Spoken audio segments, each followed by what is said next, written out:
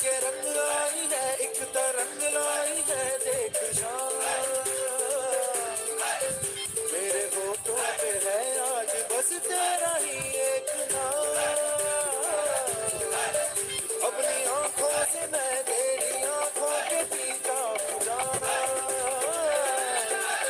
तुझ पे मर जाऊं मिट जाऊं करना यही अब है काम। तू प्यारी लागी, तुम्हारी लागी, उम्मीद लागी, तो प्रीत लागी, तेरे नैन कटोरे जैसे देखा है तोरे जैसे मैं अब तेरे ही गुंडा लगाऊं। खोया अब होना क्या है, होना है तो होना क्या है, बीती है जो मुझ पे क्या बताऊं। मैं जग हारा, मैं जग हारा, मैं जग होश भी मैं अब मैं सब बाबा रे बाबा रे बाबा रे बाबा रे बाबा रे बाबा रे। वो क्या धुन है क्या ताल सुन ले कर दे तो कमाल सुन ले बाबा रे बाबा रे बाबा रे।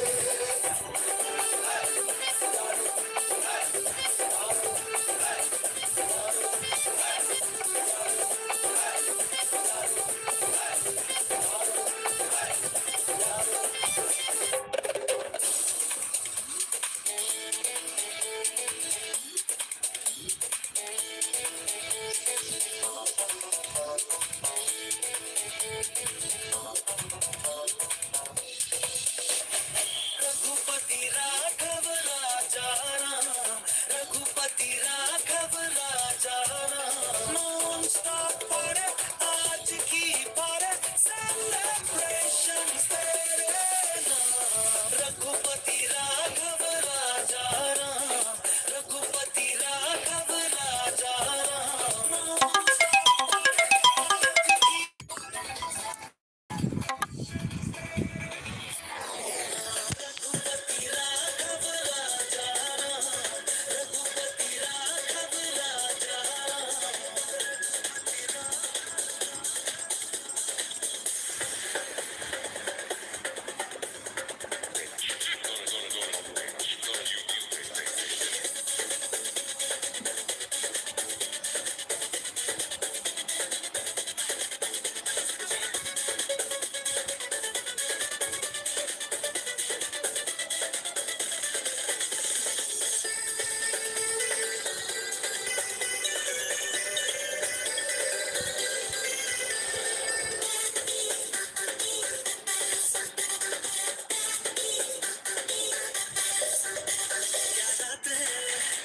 क्या बात है, मेरी जिंदगी मेरे साथ है, ना चैन है ना होश है, हर आरज़ू मदहोश है।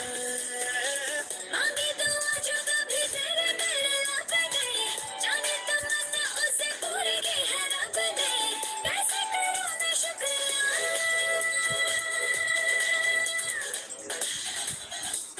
रघुपति राघव, रघुपति राघव, रघुपति राघव राजा राम, रघुपति राघव राजा राम। नॉन स्टॉप पारे आज की पारे सेलिब्रेशन तेरे नाम। रघुपति राघव राजा राम, रघुपति राघव राजा Ram.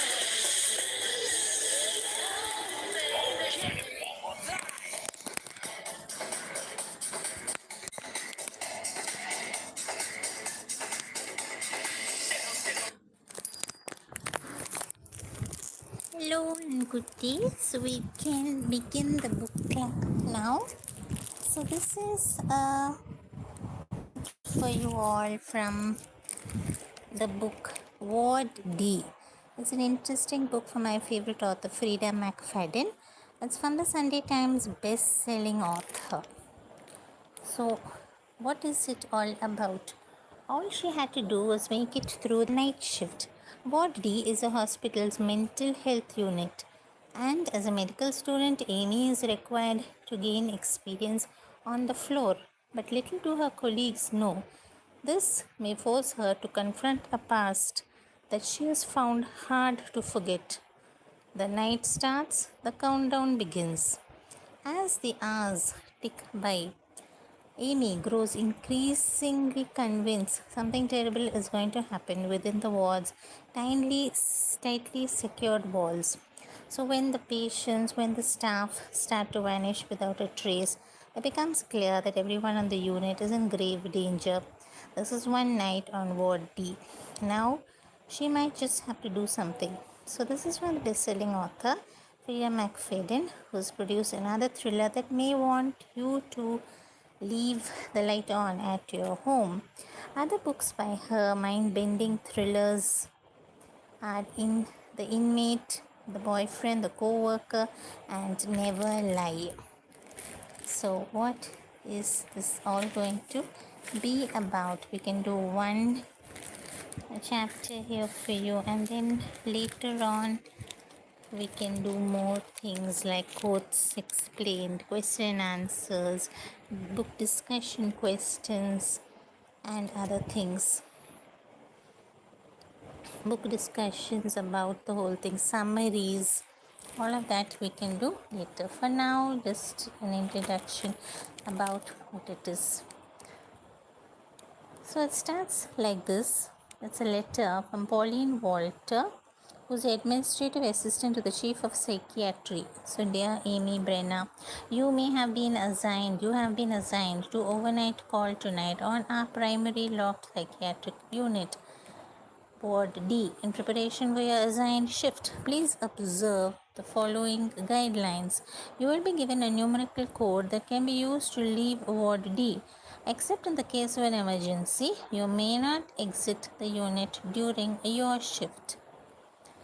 Do not divulge any personal information to your patients. This includes details about your personal life or your home address. The following objects are prohibited on Ward D: alcohol, flammable liquids, thumbtacks, pens, needles, staples, paper clips, safety pins, nail files, tweezers, nail clippers, tobacco products, electronic cigarettes, plastic bags, razor blades, weapons, or any items that could be used as weapons. So do not expect to sleep during your shift. The on-call attending physician tonight is Dr. Beck. Please report to the attending physician on arrival at Ward D. Now here begins chapter 1. Present day. Mrs. Pritchett can't sleep, or at least she couldn't sleep the last time she was here at the psychiatric outpatient office, where I have been doing a medical school clerkship for the past 2 weeks. I'm working with a psychiatrist named Dr. Silva, who I have nicknamed Dr. Sleepy, at least in my head, because 80% of the patients he sees are here for sleep problems. The medical school psychiatry rotation that I'm on is supposed to expose me to a general outpatient practice which has a mix of depression, anxiety, psychosis, etc. But it's really just sleeping problems here, and I'm fine with that. I still have the notes that I took in my little spiral notebook for Mrs. Pritchett's last visit. So I haven't realized until now that till this second how illegible my handwriting had become.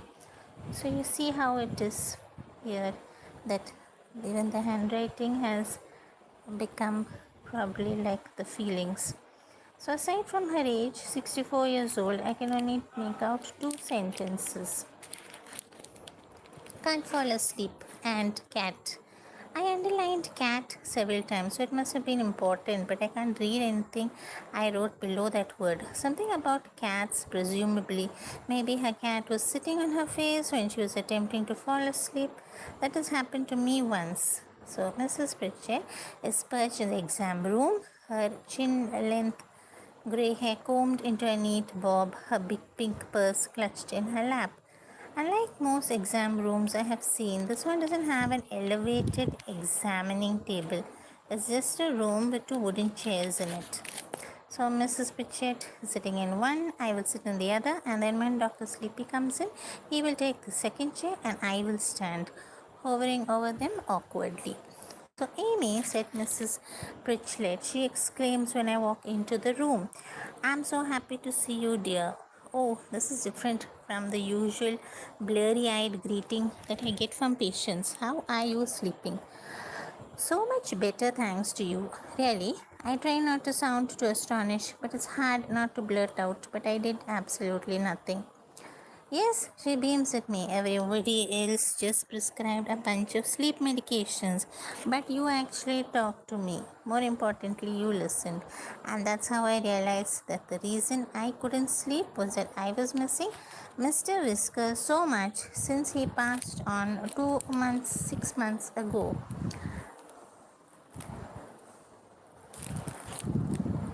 So here we see, oh, cat. So now it makes all sense. Now I'm glad I could help. She smiled cheerfully, and that's why, after talking to you, I went out and I got a brand new kitten. Ever since I took home Mr. Fluffy, I've been sleeping like a log. It's all because of you. Because you took the time to listen. What can I say? As a medical student, I don't have much knowledge, but I have a lot of time to spend with patients, and it's a good thing because Mrs. Pritchett proceeds to show me about 5 billion Polaroid photos of her brand new kitten. Also, she says when we finish looking at the photos, I got you a thank you gift. A thank you gift? Seriously? Wow, this is the most exciting thing that's happened to me in about 2 years. However, some of my excitement wanes when Mrs. Pritchett stands up from her chair, and I would say it vanishes entirely when she grabs a giant painting that I hadn't realized was in the back of the exam room. The picture had been turned to face away from us, but now I can see it clearly. It's a portrait of a cat, and it's almost as big as I am. This is a painting I had commissioned of Mr. Whiskers, Mrs. Pritchett said proudly, and I would like you to have it. Oh, I say, thank you. A black cat is prominently featured in the giant portrait. Clearly, this is larger than life, unless Mr. Whiskers was a bobcat or perhaps a small lion. And why does he look so angry in the painting? Doesn't it look realistic? Mrs. Pritchett says, yes, he truly looks like he's about to leap out of the painting and maul me. I lug the painting out of the exam room, unsure where I'm going to put this thing in my tiny little apartment. For now, I leave it in the hallway. Dr. Sleepy is working in the office next door to where I had been sitting with Mrs. Pritchett. This other office has a desk and a computer set up on top of it, and Dr. Sleepy is tapping away at the keys when I rap my fist against the front door. When he looks up at me, he pushes his half moon reading glasses up at the bridge of his nose and gives me one of his mild smiles. Hello, Amy. Dr. Sleepy always speaks in a calm voice, which is close to a monotone. I'm pretty sure he could lull most of his patients to sleep with just his voice. They probably leave the appointment and immediately drift off in their cars, possibly while driving. Are you ready? Yes, I say. Well then, tell me about Mrs. Pritchett. I go through the information about Mrs. Pritchett on my little notepad. Dr. Sleepy takes it all in quietly, making slight grunts at appropriate moments. I mentioned the cat portrait, hoping he might offer to take it off my hands, but no such luck. Anyway, I say that's all. So Dr. Sleepy rubs his white goatee thoughtfully and says, how are you doing, Amy? You don't look like you've been sleeping very well either. He's right, I didn't sleep well last night. I'm sure I have massive bags under my eyes. I'm just a little nervous because I'm rotating on ward D tonight. Ah, that makes sense. Apparently, he thinks it's normal to spend half the night awake worrying about my overnight call on the locked psych unit. It can be challenging on ward D, but I think you'll learn a tremendous amount tonight. So, who is your attending? Dr. Beck. He nods in approval. One of the finest psychiatrists I have known and an excellent teacher. You will have a great experience tonight. I highly doubt that. There's nothing to worry about, he says in that calm, reassuring voice of his. Remember, you will have the code to exit the unit. You can leave at any time. Right, there's apparently a keypad with a 6-digit code that controls the locked door to the psychiatric unit, but I can't memorize a phone number, and that's one more digit more. So, what if I forget the code and I'm trapped? What then? He smiled soothingly. You have done such a great job here the last 2 weeks, Amy. All the patients tell me you are a wonderful listener. A lot of students seem to forget that psychiatric patients are human beings just like you and me. They just want to get better, and part of your duty as a physician will be to give them the best possible care. I know, he cocks his head to the side and looks at me in a thoughtful way that he often does. What are you so worried about, Amy? It just seems like it could be dangerous. You'll be fine. He levels his watery blue eyes at me. All the patients are very well controlled on their medications. There's nothing to be worried about. That sounds like a lie. If they were well controlled, the unit wouldn't have to be locked, would it? But that's not the real reason I'm dreading my night on Ward D. I can't tell Dr. Sleepy the real reason. I was tossing and turning last night. I can't tell anyone the real reason I'm desperately terrified of Ward D. Listen, Dr. Sleepy glances down at the gold watch on his wrist. Why don't you let me finish up with Mrs. Pritchett and you can take off early? Take a little Amy time before you head over to Ward D. A little Amy time sounds fantastic. I don't get much of that anymore. Thank you so much, I say. You winks at me, no problem. And don't worry, once you get a Ward D, you'll see it's not so bad. I promise. I hold my tongue to keep from telling him the truth. The truth is, I've already seen Ward D.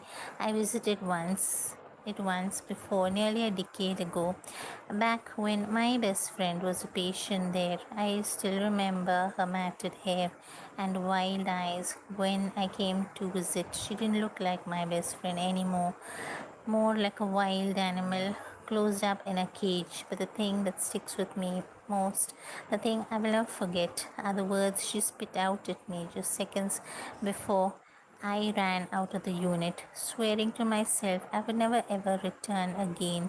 You should be the one locked up here, Amy. So that is a very scary book there called Ward D. And a lot of things people have said. Her own mother, in fact, after reading the book, she has read it twice. She says that she has told the author that, oh my god, this is the best book ever. Her father too has given feedback as a practicing psychiatrist, and none of this involves the woman's shoes this time. So this is what the author has said herself. She is number one New York Times, USA Today, Washington Post, Publishers Weekly, and Sunday Times international best-selling author. Frieda McFadden is a practicing physician specializing in brain injury. She is also the winner of both the International Thriller Writer Award for Best Paperback Original and Goodreads Choice Awards for Best Thriller. Her novels have been translated into over 40 languages. So she lives with her family and a black cat in the centuries old 3-story home which overlooks the ocean. So, if you're doing this as a book discussion, they've even given over here reading group guide for you where you can discuss the questions here, like Amy is often complimented on her ability to listen to patients. So, why is this a useful and important ability? Was there a time in your life when you felt especially heard? Then, have you grown apart from a friend? Why and how did this happen? Amy has been dreading her overnight call on Ward D for a long time. Was there something that you dreaded doing even though you had to? And then a fourth question on this book, which is the book I'm doing here, Ward D. by Frieda McFadden. It's a Sunday Times bestseller book. The fourth question here is Amy overreacting about the way Cameron broke up with her? What are the best and worst ways to break up with someone? And fifth one question is, if you had a friend whom you suspected of being abused by their family, what would you do? Why don't you think Amy spoke up for Jade when she had the chance? Sixth question is, Will pretends to have schizophrenia to get admitted to Ward D. Is this an ethical decision? Seventh one, Amy consistently refers to Jade as her best friend. Do you think Jade is a good friend to Amy? Is Amy a good friend to Jade? Eighth question, did you realize there was something suspicious about Dr. Beck before the revealing part about it in the book? And the ninth and the last question here, consider Amy as a character. Is she a good person? How has she changed from the beginning of the novel to the end?